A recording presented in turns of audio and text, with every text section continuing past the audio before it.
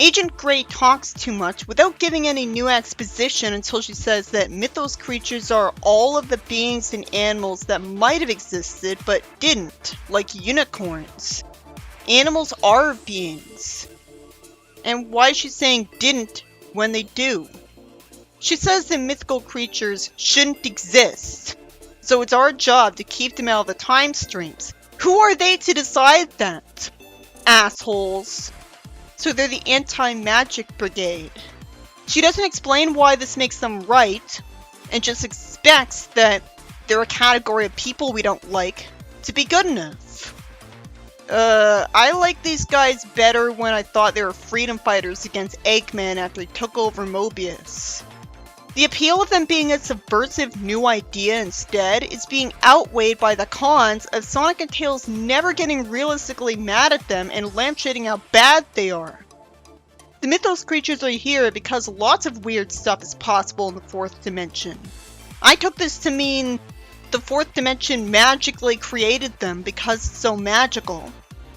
Later it's revealed they aren't from the 4th dimension, so it should have been explained they're here because portals were created, because of how magical the place is. Sure, Arctor was a jerk, but the obvious assumption is that it's only because he's working for a bad guy, or at least in a bad team, because of how his life was. I assume Arctor isn't literally the leader of all the mythos creatures, because I wouldn't expect a political leader to be fighting alongside an army. It's just gonna risk getting him killed. And that's pretty stupid. But I know that kings in old times did fight alongside the army.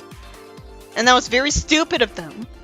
But they've got advanced technology now, so they should have progressed past that point.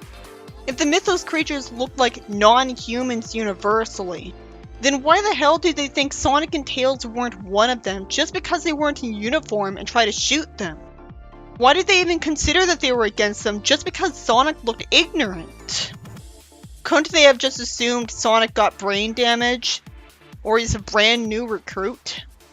Are there instances of people who look like non-humans being not on their side that they remember? Their job as members of the Science Division is figuring out new ways for the Organizer Time Police to defy the normal boundaries of reality to do their jobs better. I thought their jobs were to prevent the laws of physics from being broken. Now they're saying their job is to figure out how to do something magical. Hypocritical assholes, and somehow Sonic isn't calling them out for this. They have no excuse for being against the laws of physics being broken and magical creatures then. As if they can't ever do anything good, like heal the sick. Sonic shows them the moss-covered thing you once had. And sadly, they take longer than they should for no reason to explain to them the predictable revelation that's a time machine by an organizer. And a prototype too. Orange thinks it could mean the end of his job somehow and the end of the universe, because he's insane. It's in good hands, who cares? Just have Sonic smash it then if you're really opposed to time travel. Clearly none of these characters are because they don't have that happen. If they're opposed to time travel, they shouldn't have any time machines. Because how is it okay just because they're doing it? It looks like the presence of these horribly written OCs is damaging Sonic and Tails by proxy. Because if they were in character, they would be calling them out. But instead they're creators' pets by a writer who hasn't thought about them for a second. I'm glad the Zone Cops aren't around anymore. These guys are them up to 11. There's some more padding. Orange tells the heroes not to worry, and they get into an elevator. And for no reason, Tails asks if they're going up to the surface. The corridors are all there is in the 4th dimension. And that's called impossible by people with magical powers who come from a magical world. Well, at least this is a new idea, but it sounds like this dimension is significantly more boring than I expected. How can you have a huge novel about being in a place that's nothing but hallways?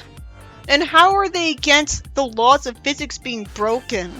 When the laws of physics have to be broken for there to be a dimension of nothing but corridors. How is there any air? I'm glad Sonic whispers that there's strange people here and Gray hears them. They go to a place full of humans wearing coats of various colors carrying a bunch of gadgets. There's more meaningless padding that drags on forever that doesn't warrant any discussion, which is what padding means in these reviews. The agents talk to people who want to know what their business is here. They're told they'll have to wait a ridiculously long time for their issue to be sorted out. And Sonic gets impatient. Sonic says there's no problem for these people because he got them their time machine back. There's some long-winded rambling for no reason before he's eventually told that the theft of the time machine could mean who knows what was done with it, and that whoever took it could even be using it at this very moment. How are the recent happenings in Green Hill only just now making sense to Sonic? Sonic doesn't need to be written to reiterate what he was just told to explain it to us. Somehow, Sonic thinks he has to ask how Porker was made to disappear. Moron. Quit wasting my time! I hate this part of the book! Orange pets Tails and reassures him that this is the sort of thing the organizers were meant to stop. And finally, Sonic tells him that they were slow off the mark with this one, and his planet might get trashed because of it. He's not being nearly angry enough with him. He just sounds casual with dialogue like this. It redundantly says that his expression was serious when he said that. He says drastic times call for drastic actions, and then he starts talking redundantly, which is boring. So Orange would have grabbed him at this point. Instead, thankfully Sonic got the chance to run away. How did those scientists get out of the way before Sonic could run him over when he looks like a speeding blue streak? They must have super speed too. Well, they are scientists, and this is a magical dimension, so why not? Sonic smashes through doors, and somehow the guy in front of him didn't hear it, even though he hears Sonic when he talks to him. The guy does boring bragging, and Sonic calls him boring and says emergency reassignment and gives him his number. I like the fact that he goes by his own rules, is actually used in a story in an awesome way. Few of the people in the room look like Mobians anyways. Or mythos creatures. What's the point of taking so long describing this? Better just say they're all humans so it's faster. I hate that Sonic somehow wastes a lot of time starting to address them instead of immediately telling them what his problem is, so he gets told off by someone on a screen. He went from cool to lame. He gets to tell them that someone's stolen one of their time machines, which should have bumped up his problem to priority 1. He shouldn't have needed to go through all this trouble. Somehow, one of these people in a gold coat is made of wickerwork doesn't believe him even though he's holding a time machine that they'd recognize. Instead, they don't. Oh, well, thank goodness Orange is here to verify his story. Fuck him too. This doesn't make up for how awful he is. He didn't prevent this plot, and these bigots are perfectly fine with letting obvious mythos creatures work in their ranks, so why do they think it's okay to try to keep mythos creatures from going to other dimensions, but not other creatures, when they're fine with hiring mythos creatures? If the logic is these people are weird because they're natives to the 4th dimension, then why are there normal human natives? Why are they hiring people who are obviously breaking the laws of physics just by existing? The story takes a long time describing a little human brunette with short hair wearing a gold coat and star bench, and yet she has to ask if the time machine was reported stolen. She also doesn't know what sort of place Mobius is. It is more believable that not every single version of Mobius would be called that, unlike Narchi Sonic. And said she never heard the name before. But what made the writer think anyone wanted to read the response to her that's just recap? Why did it call Eggman an anti-hero? Especially since the robot in a grey cloak talking about this knows that he's a huge risk. He'd only think he's a hero if the organizers really are evil. He also expects me to believe Eggman's the source of the planet's only significant technology, which could only be true if he's an alien, even though there's subtle city buildings in the background Casino Night Zone. Well, there's no proof that Eggman wasn't the source of that technology. And somehow, a jellyfish calls Eggman by a completely different name than what she was given, with even the first letter being wrong. But this isn't acknowledged as being dumb of him, making it look like every character by this writer is a creator's pet. The jellyfish says Eggman isn't smart enough to invent time travel, and Sonic disproves that with his exposition about what happened to him. He says he just needs a time machine to fix things. and he doesn't explain what kind of special powers he has that would give them any sort of reason to trust it to him and not their time comps. Why in the hell would the room have minutes worth of a debate between the people in the room over whether or not to humor Sonic?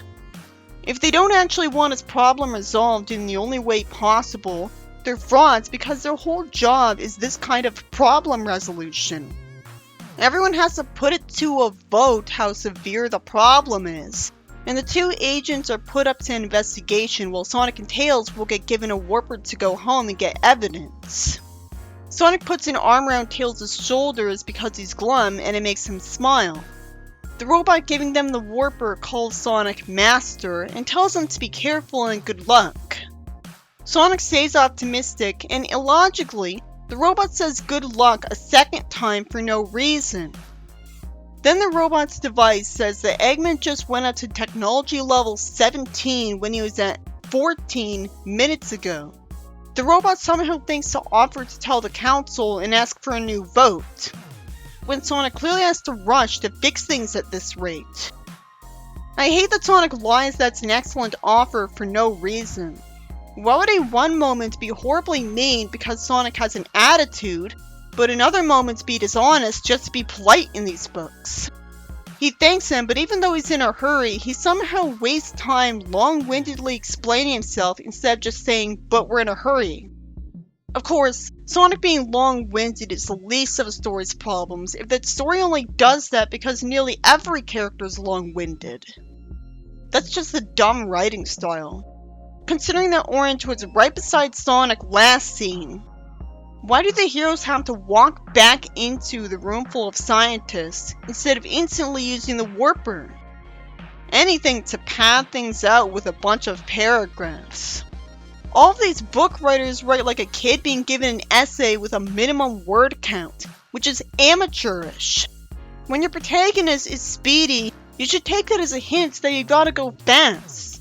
They deserve their obscurity because no Sonic fan wouldn't be bored by this pacing where you regularly go several sentences without anything worth mentioning happening.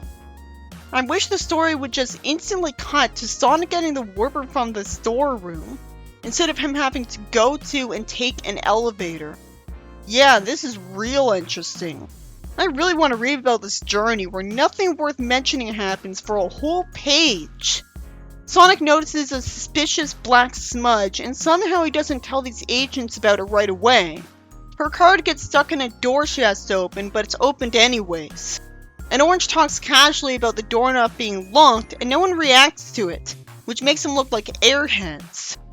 They enter the storage room as the writer really gets everyone turned against these agents because Sonic asks if anyone's paying attention to him. And then he somehow just says something funny is going on instead of saying that he saw a black smudge. Not that it matters since instantly this is followed by the snake leader that Sonic knows the name of now, aiming a gun at them. It doesn't even mention that Arctor does have a weapon. Why doesn't Sonic instantly attack him while he's looking at the corner of the room instead of the people he's threatening? Why would Sonic not punch him in the ribs and instead tell Tails to distract him? Tails isn't told what to say to do that though, so it's lucky he knew to say what would push his buttons based on what he already knew about him, so that it didn't come off like he was just a distraction. The evil snake is unintentionally sympathetic when he says that he's not imaginary. He's so one-dimensional he deserves to be called Snake. The snake is unintentionally sympathetic when he says that he's not imaginary, and that's a despicable lie by the organizers. Him calling them foul is stilted though. He draws a black pistol, as if we needed to be told that a pistol was black. And Sonic uses the agents as cover and puts a folded circle of plastic he once had right where the approaching Dragonkin snake would step. He says a bunch of shocking stuff, which I guess was just to stall for time before the circle on the floor disappears. He's smart enough not to fall for his lies. Sonic says Suit restrained this Dragonkin, and it works. I certainly hope that we're supposed to believe the suit starts restraining as soon as the word restrain is uttered. Because why would it be programmed to waste precious seconds requiring you to say anything after that, when some race names would be much longer than others? Somehow, the soldier asks what Sonic did to him when he already knows because he did it to Sonic as Sonic gets to point out. Sonic shoves a cloth in his mouth as a gag, and somehow he wastes time with pointless babble and asks which device here is a warper, because the agents are too rock stupid to have thought to give him it themselves already. Orange tries to hand Sonic a device and somehow thinks he should waste time talking about its specs and mentioning it has airbags and plays music. Not funny. Somehow the writer thought this was time for a painfully unfunny gag, where Gray says that Sonic actually wants this other warper and won't shut up about it. Sonic says he's not interested in which one is better for a task he doesn't need because he's in a hurry. That's satisfying. He then wants to know which one will get him to Mobius faster. And somehow there's more lame comedy where the agents argue about it even though they have hard data about these things. The writer thinks that a character being not boring automatically makes him entertaining, when it can also be engaging by being obnoxious. Sonic's actually smart enough to ask if both warpers would send him through that gray void, and then refuse because he wants a faster warper. If Gray can instantly point out a faster warper for him, then she had no excuse for not giving it to him right away. I hate that Sonic wastes his time snarkily hoping it won't do a bunch of unnecessary things when he said he was in a hurry. There's more forced comedy because Gray hypocritically mocks him for expecting another warper to have silly gimmicks in it when the other warpers mentioned did. They better be put in badniks or something or this writer sucks. What if Sonic asks how this thing works? Heaven forbid the warper be intuitive to use for Sonic, even though he's cool, so he's supposed to not be dumb. So almost 2 pages are filled up somehow, with Sonic being given instructions on how to use it. How does he respond to a keyboard by saying this is hard to use? The Zone Link generator wasn't given an explanation for what was done to make it choose which universe it picks, because the writer knew he didn't need to. Anyone could figure that out, and that's just what's done here. At least I know it wasn't something Penders thought of first. Sonic also wastes time stating the obvious when he hears marching feet from outside in the hall. Sonic has to be told he has to press a bunch more buttons, and somehow he wastes his precious time whining about it sarcastically. There's a whump sound after he finishes typing hill, and as soon as Sonic finishes typing zone, he wonders if Tails is okay because he crouched from the burning plastic smell in the oil-stained green hill zone. He didn't need to type down zone to warp to the place, confusingly enough. And it has a huge scrap mountain on it. That's all the narration needed to say. It didn't need to go on forever. As tired as I am of saying this, if it didn't point out every time the narration was being long-winded, I wouldn't be critiquing it properly because that's 99% of the problems and you can't see the text. I'm glad the agents aren't described as being with Sonic and Tails, somehow. Even though the warper knew to warp Tails with Sonic. Without it being explained that Tails has to hold Sonic to get warped. So the light from the teleportation itself was assumed to be what warps. But it's not since I'm free of those agents. I guess they backed away. Somehow Sonic's dumb enough to think the machine's wrong about where he is, when he'd remember what state it was in last time. And so it's a natural conclusion that it'd be even worse by the time he gets here. Tails isn't that dumb though, and even thanks to show him the stone with the words copyright Robotnik on it from earlier. But that's not really proof though, because if Eggman ruined the world, he could have put stones like this everywhere. An hour later, the two friends had trudged their way across half of Green Hill. Why didn't they go with their super fast speed? Especially since Tails felt sick as soon as he got there, but not Sonic, which has to be because he's smaller. Sonic wonders where everyone is, when of course no one would be living here. He despairs that they could have all been erased, which is jumping to conclusions. He has to remind himself that it's okay for a hero to be scared because being a hero while scared is real heroism. Realistically, even Sonic would be intimidated by this because of how extreme it is. Somehow, Tails wonders how the zone got like this, and assumes that someone must have built these machines for Eggman, because apparently he's lazy. Even though the book said the first 2 games happened in its past, and in those games, Eggman fought Sonic himself with machines he built. It's not really a big deal that it contradicts the games, though. Sonic says Eggman could have made a machine maker. I like that Tails is curious enough to pointlessly ask Sonic what the machines would all do. Sonic kicks a piece of pipe for no stated reason, which I have to assume is to let out stress. He clutches his foot in pain realistically and says repeatedly that he hates this place, which is relatable. Tails lampshades that Eggman didn't make it so that he and Sonic never existed. The writer was self-aware enough to lampshade that, which better mean it's got the logical explanation I had said. But he still didn't realize that all of his OCs are immersion-breakingly annoying, partly for being treated noticeably more seriously than the other characters, which is why they deserve to be called OCs. Realistically, Sonic says ow as he slowly lowers his hurt foot to the ground. I bet he'll still be able to walk though. They see a figure carrying something large towards a massive ground-hitting machine and run to it with Sonic slightly limping. Tails says it's Johnny even though he's an adult, and Sonic somehow is smarter than him because only he doesn't believe that.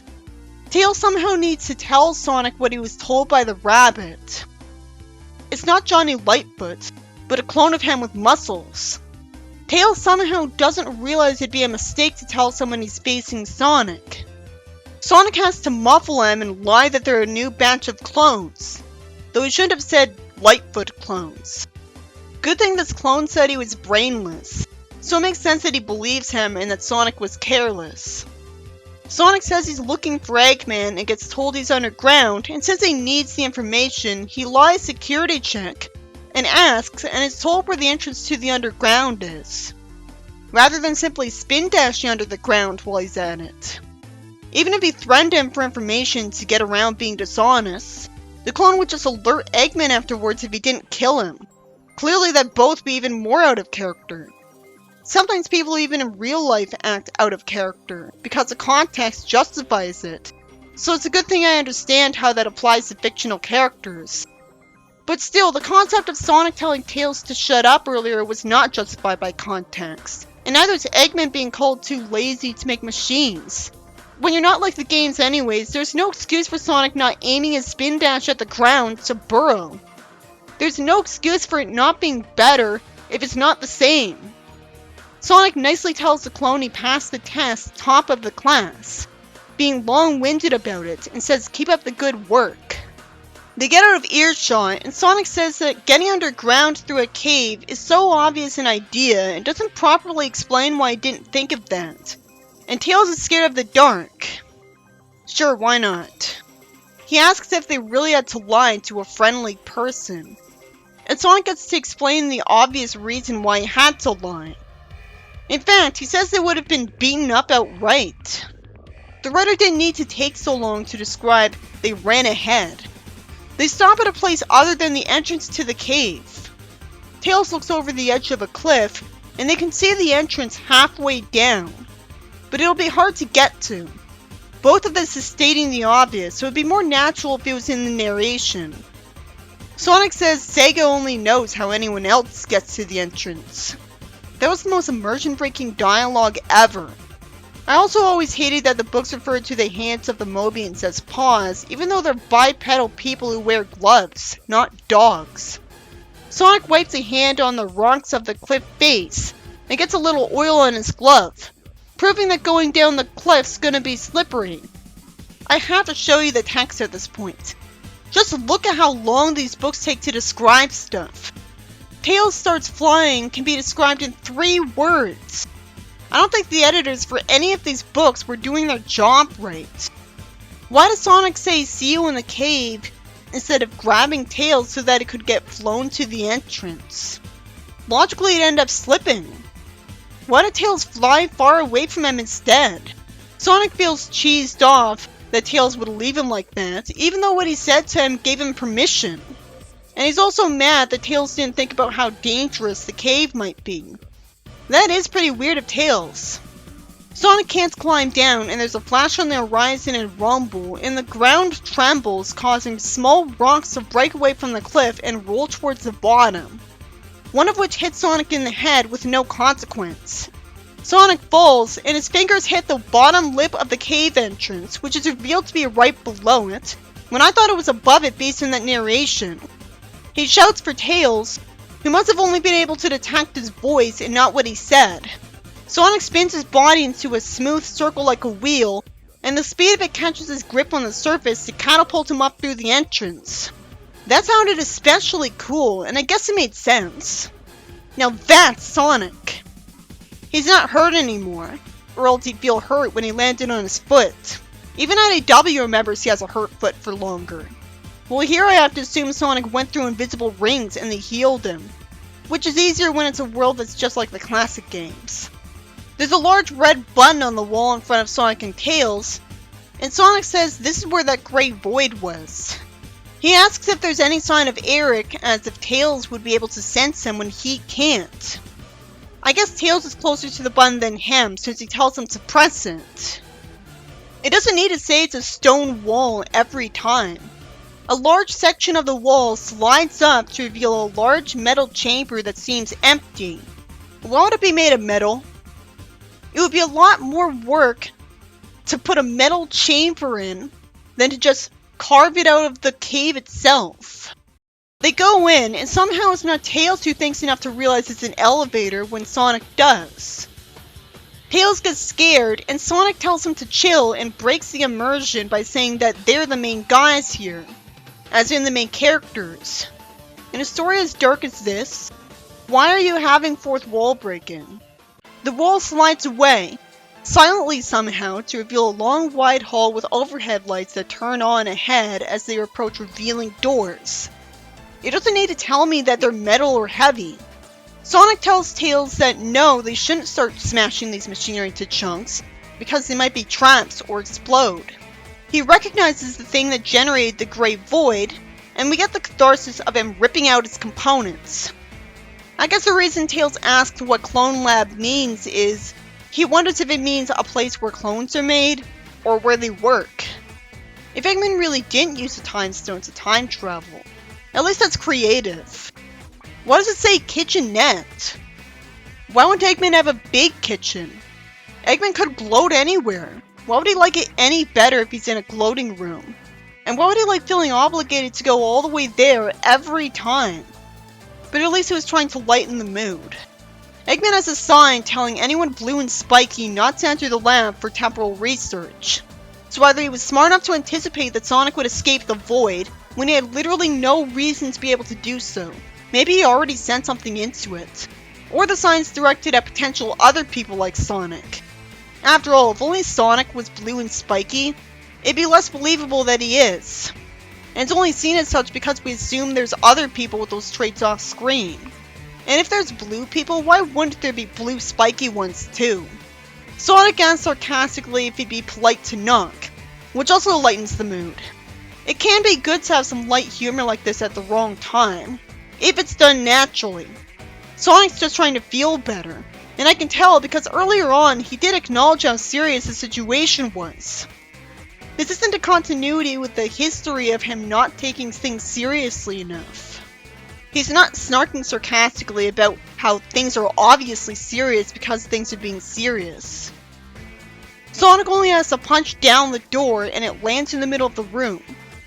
So again, it basically makes him super strong as well as a get out of jail free card because he's not with any strong character. I know what a lab is, so I can picture it. So I don't feel like it's valuable that it explains what the room looks like so much. Tails doesn't like the smell of scrambled egg sandwiches for some reason, and because of the smell, they assume that Eggman's here. Why would Eggman waste time writing down laughter in his plan for conquering time? I know he doesn't think like everyone else, but I don't think there's a specific mental disorder associated with this. Sonic doesn't have to keep reading it at this point. He should just use the warper again and finish reading it on the way if he wants to, instead of risking the evidence being destroyed in all this time. Because he's immediately been told that's the evidence he needs. And what's the harm in case it isn't? The evidence just recaps stuff I already know.